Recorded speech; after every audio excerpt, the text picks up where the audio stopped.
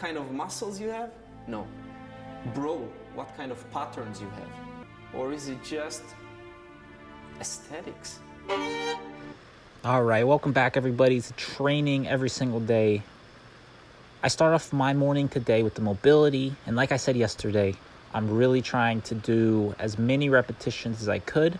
And I remember I did this until my neck was the first thing to kind of fatigue my neck.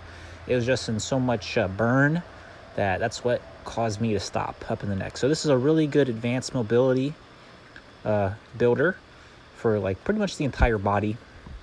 So give it a try if you want to. And hopefully you can hear the sounds of nature in the background. I'm recording this, the voiceover at least, at the end of the day. And it's at night, it's raining. Hopefully you can hear that. Not too bad, just a little bit of rain. And it's really good to get out in the nature, do your workouts out in nature.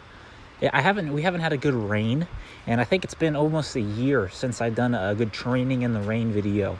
But, the wind, the rain, the uneven terrain of outside is that chaos that, life will always kind of produce. And it's kind of the most natural way to mimic that is just to get outside into nature and let that be kind of the variation to your workout. So do your normal workout outside if you can. Hopefully you go just beyond weightlifting, because that's what got me into fitness and training. That's what I built my foundation with, is weightlifting. But it is very simple. It's very, I think, limited in what it can produce is solely being a weightlifter. Onto the power rack, doing some one-arm pull-up progression, just working the negative. Hopefully you can understand that as it is. So right now I am very cold. It's raining and it's at night. But the cold is another aspect of the body that you can train, your ability to regulate your heat. It's really good to get out in some different temperatures, into really cold temperatures, into really hot temperatures. And I think the best one, not even for like a training purpose, but for your health, is a contrast where you go from a really hot environment to a really cold environment. And that has a lot of benefits for your health. So I've heard, based on some very limited science, that there is with some Swedish studies with saunas and cold exposure.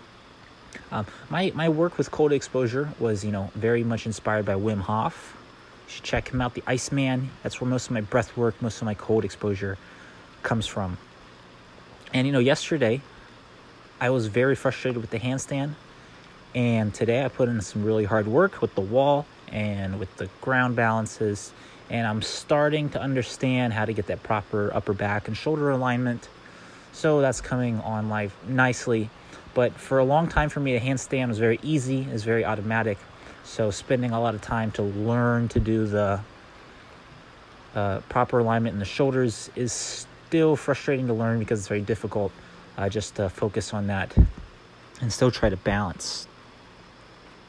A lot of people talk about like cold plunges for, I think, the wrong reasons. I've heard a lot of reasons, but I think the real benefit from getting into cold exposure and cold plunges is to train the body's ability for heat regulation, to produce more heat, to kind of, it's not a recovery method. A lot of people say it's like a recovery method, or it's like its own workout that should be done separate from the muscle workouts.